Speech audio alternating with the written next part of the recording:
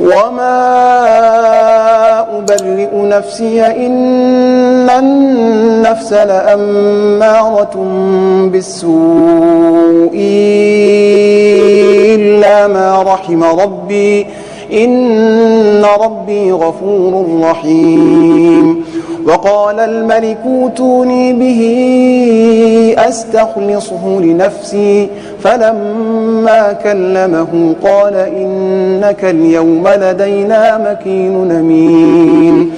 قال اجعلني على خزائن الأرض إني حفيظ عليم.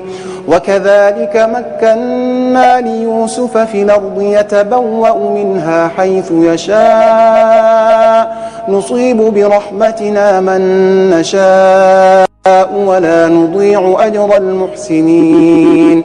ولأجر الآخرة خير للذين آمنوا وكانوا يتقون. وجاء إخوة يوسف فدخلوا عليه فعرفهم وهم له منكرون. ولما جهزهم بجهازهم قال ائتوني بأخ لكم من أبيكم ألا ترون أني أوفي الكيل وأنا خير المنزلين. فإن لم تاتوني به فلا كيل لكم عندي ولا تقربون. قالوا سنراود عنه أباه وإنا لفاعلون. وقال لفتيته اجعلوا بضاعتهم في رحالهم لعلهم يعرفونها إذا انقلبوا إلى أهلهم لعلهم يرجعون. فلما رجعوا إلى أبيهم قالوا يا أبانا منع منا الكيل فأرسل معنا أخانا نكتل وإنا له لحافظون. قال هل آمنكم عليه إلا كما أمنتكم على أخيه من قبل فالله خير حفظا وهو أرحم الراحمين. ولما فتحوا متاعهم وجدوا بضاعتهم ردت إليهم قالوا يا أبانا ما نبغي هذه بضاعتنا ردت إلينا ونمير أهلنا ونحفظ أخانا ونزداد كيل بعيد ذلك كيل يسير. قال لنرسله معكم حتى توتون موثقا من الله لتاتونني به إلا أن يحاط بكم. فلما آتوه موثقهم قال الله على ما نقول وكيل.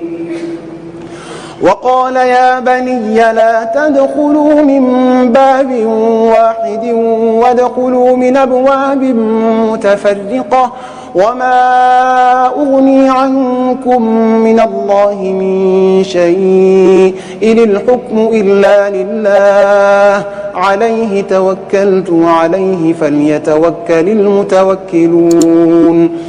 ولما دخلوا من حيث أمرهم أبوهم ما كان يغني عنهم من الله من شيء إلا حاجة في نفس يعقوب قضاها وإنه لذو علم لما علمناه ولكن أكثر الناس لا يعلمون.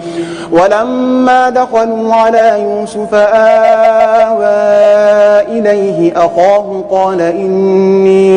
قال إني أنا أخوك فلا تبتئس بما كانوا يعملون.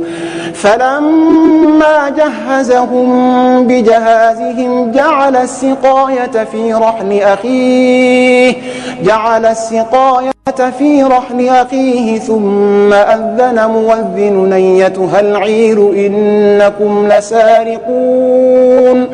قالوا وأقبلوا عليهم ماذا تفقدون قالوا نفقد صواع الملك ولمن جاء به حمل بعير وأنا به زعيم قالوا تالله لقد علمتم ما جئنا لنفسد في الأرض وما كنا سارقين قالوا فما جزاؤه إن كنتم كاذبين قالوا جزاؤه من وجد في رحله فهو جزاؤه كذلك نجزي الظالمين فبدأ أوعيتهم قبل وعاء أخيه ثم استخرجها من وعاء أخيه كذلك كدنا ليوسف ما كان ليأخذ أخاه في دين الملك إلا